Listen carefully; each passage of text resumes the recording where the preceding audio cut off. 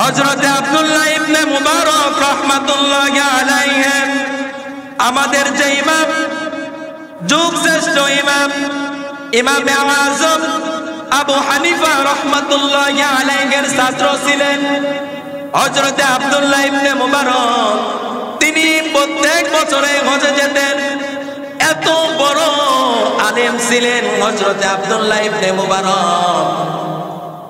এমন কোন আলেম নাই যে তাকে চিনত না। তার জামানার সব থেকে বড় আলেম ছিলেন হযরতে মুবারক হযরতে আব্দুল্লাহ ইবনে মুবারক রাহমাতুল্লাহি আলাইহি। কোন আলেম সমাবেশ যদি হতো, সকল আলেমেরা হযরতে আব্দুল্লাহ ইবনে মুবারককে লক্ষ্য করে তারা বলতো, ওই যে দেখো আব্দুল্লাহ ইবনে মুবারক। আব্দুল্লাহ ইবনে মুবারক হলো আকাশের চাঁদের মতো। জোরে বলেন সুবহানাল্লাহ।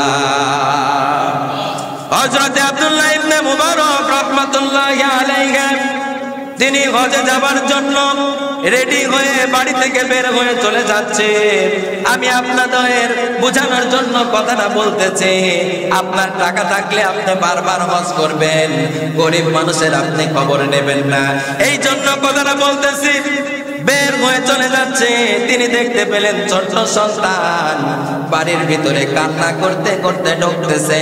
হযরতে আব্দুল্লাহ ইবনে মুবারক ডাক দিয়ে বলে, ও আমার সন্তান, তুমি কান্না করো কেন? কি হয়েছে তোমার বলো? ছোট্ট সন্তান ডাক দিয়ে বলে, আব্বু, আমি পাশের বাড়িতে গিয়েছিলাম, প্রতিবেশীর বাড়িতে গিয়েছিলাম, ওখানে গোশত রান্না করেছে, তারা সবাই মিলে খাচ্ছে। আমি গিয়ে চাইলাম কিন্তু আমারে দিল না, আমারে বাড়ি থেকে ধাক্কা দিয়ে বের করে দিল। হযরতে আব্দুল্লাহ ইবনে মুবারক বলে, এরকম নিষ্ঠুর মানুষ হতে পারে? ছোট্ট মানুষ একটু গোশত চেয়েছে, বাড়ি থেকে ধাক্কা দিয়ে বের করে দিল। সন্তানের হাত ধরে নিয়ে প্রতিবেশীর বাড়ির সামনে গিয়ে সালাম দিলেন। প্রতিবেশীর বাড়ির সামনে গিয়ে সালাম দিলেন, আসসালামু আলাইকুম ইয়া আহলাল বাইত। ভেতর থেকে সালামের উত্তর নিয়ে তিনি বের হলেন। এই যে মুসলমানের জন্য একটি আদব, যে কোনো বাড়ির সামনে গিয়ে আগে সালাম দিতে হবে, অনুমতি নিতে হবে, এরপরে প্রবেশ করতে হবে। কথা বলেন ঠিক কিনা? এটা হলো আল্লাহ পাক রব্বুল আলামিন বলেন, ইয়া আইয়ুহাল্লাযীনা আমানু, ও ঈমানদারগণ, যারা ঈমানের দাবি করো তাদেরকে বলছি, লা তাদখুলু বুয়ুতান গায়রা বুয়ুতিকুম হাত্তা তাস্তানিসু ওয়া তুসাল্লিমু আলা আহলিহা, যালিকুম খায়রুল লাকুম লাআল্লাকুম তাযাক্কারুন। ওহে যারা ঈমানের দাবি করো, নিজের বাড়ি হোক অন্যের বাড়ি হোক, আগে সালাম দিবে, অনুমতি নিবে, এরপরে প্রবেশ করবে। আমরা যার যার বাড়িতে সালাম নাই, অনুমতি নাই, ঢুকে পড়ি। কথা বলেন ঠিক কিনা?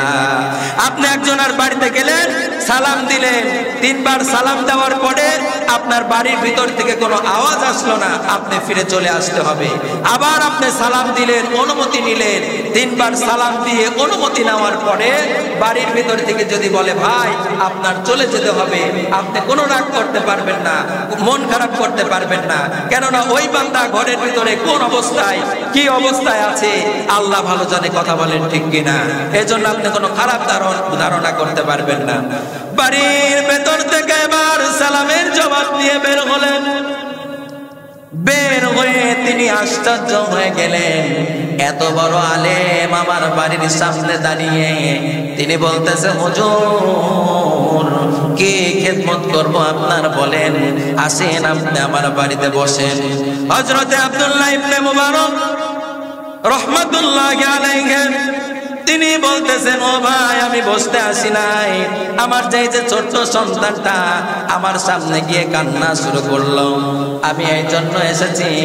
আমার এই সন্তান কি আপনার বাড়িতে এসেছিল নাকি?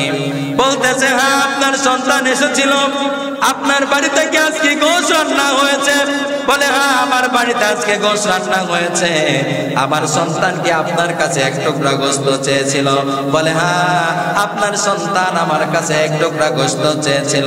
আব্দুল্লাহ ইবনে মুবারক ডাক দিয়ে বলে, ভাই গোশত যখন চাইলো ছোট্ট মানুষ, এক টুকরা গোশত দেন নাই কেন? যখনই বলেছে গোশত দেন নাই কেন, কোনো কথা বলে না। অনেকক্ষণ পরে আব্দুল্লাহ ইবনে মুবারক যখন আবার জিজ্ঞাসা করেছে, ভাই আপনি চুপ মেরে আছেন কেন? চোখের পানি ছেড়ে দিয়ে কান্না শুরু করেছে। বলে হুজুর, ওই আল্লাহর কসম করে বলি, আজ 3 দিন হয়ে গেল আমার বাড়ির চুলায় আগুন জ্বলে না। আমার ছোট্ট ছোট্ট সন্তান আজ 3 দিন না খাওয়া। আমি কাজের জন্য আমি ময়দানে বের হয়ে যাই, কাজের জন্য বের হয়ে যাই, কোথাও কাজ পাই না। আমি যখন কাজ না পেয়ে বাড়িতে যখন চলে আসি, আমার সন্তানেরা আমাকে জড়িয়ে ধরে বলে, আম্মু খিদা সহ্য করতে পারি না, খাবারের ব্যবস্থা করো। আমি বাবা হয়ে সহ্য করতে পারি না, আমার সন্তানের কেদার কষ্ট আমি সহ্য করতে পারি না। হুজুর, এই জন্য আমি আজকে সকালেও বের হয়ে গেলাম কাজের জন্য। আমার বিবি আমাকে একটা ব্যাগ হাতে ধরাই দিল, আমি এইটা নিয়ে ময়দানে কাজের জন্য বের হয়ে গেলাম। আজও কোনো কাজ আমি পেলাম না। কাজ না পেয়ে আমি বাড়ির থেকে আসছিলাম, এমন সময় আমি দেখতে পেলাম রাস্তার পাশে একটি গরু মরে পড়ে আছে। আমি ওই গরুর সামনে দাঁড়িয়ে থাকলাম। ওই গরুর থেকে কুকুর, আপনার শিয়াল গোশত নিয়ে টানতে টানতে চলে যাচ্ছে। আব্দুল্লাহ ইবনে মুবারক ডাক দিয়ে বলে, ভাই গো, এরপরে আপনি কি করলেন? বলে, ভাই হুজুর, ও হুজুর, এরপরে আমি একটি চাকু দিয়ে গোশত কিছু কেটে নিলাম। ওই গোশত আমি আমার বিবির কাছে এনে দিয়েছি। আমার বিবি ওই গোশত গরম পানিতে সিদ্ধ করে আমার সন্তানদেরকে খাওয়াচ্ছে। এমন সময় আপনার সন্তান আমার বাড়িতে এসেছে।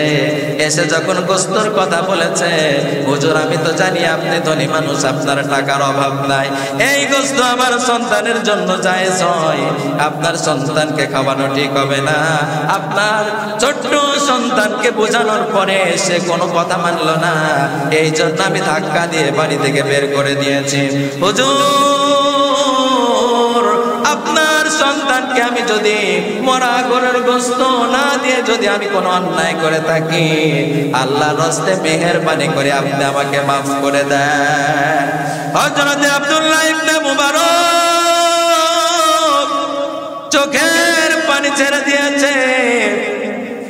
এক দৌড় দিয়ে বাড়িতে গিয়ে হজে যাওয়ার জন্য যত টাকা সে জমিয়েছিল সব টাকা গিলা ওই প্রতিবেশী ভাইয়ের হাতে তুলে দিয়ে বলতেছে, ভাই গো, ও ভাই, তুমি আমার প্রতিবেশী, আজ 3-4 দিন না খেয়ে আছো ছেলে সন্তান নিয়ে, আমি তোমার কোনো খবর নিতে পারি নাই, আমি তোমার কোনো খবর নিতে পারি নাই। ও ভাই, এই যে টাকা দিলাম, এই টাকা দিয়ে তুমি বাজার করে তোমার আহাল পরিবারদেরকে বা তুমি নিজে বাঁচাও, তোমার আহালদেরকে বাঁচাও। আর আমি যে তোমার খবর নিতে পারি না, এই প্রতিবেশী হয়ে কিয়ামতের দিন আমাকে আসামির কাঠগড়ায় তুমি দাঁড় করিও না। হযরত আব্দুল্লাহ ইবনে মুবারক বললেন, ও ভাই, এই যে টাকা গিলা দিলাম, এই টাকা গিলা নাও, এই টাকা আমি আল্লাহকে খুশি করার জন্য সব টাকা আমি তোমাকে দান করে দিলাম, এই টাকা আমাকে আর কোনোদিন ফেরত দেওয়া লাগবে না। সব টাকা গিলা দান করে দিলেন। 40-45 দিন পরে আপনার হজ শেষ হয়ে গেল, তিনি হজে যেতে পারলেন না। হযরত আব্দুল্লাহ ইবনে মুবারকের বন্ধু 45 দিন পরে এসে বলতেছে, ও আমার বন্ধু মুবারক, তুমি হজে থেকে কবে ফিরলে? হযরত আব্দুল্লাহ ইবনে মুবারক রাহমাতুল্লাহি আলাইহি বলতেছে, ভাই, এই বছরে তো আমি হজেই যাই নাই, তুমি আমাকে এই কথা কেন বলতেছো?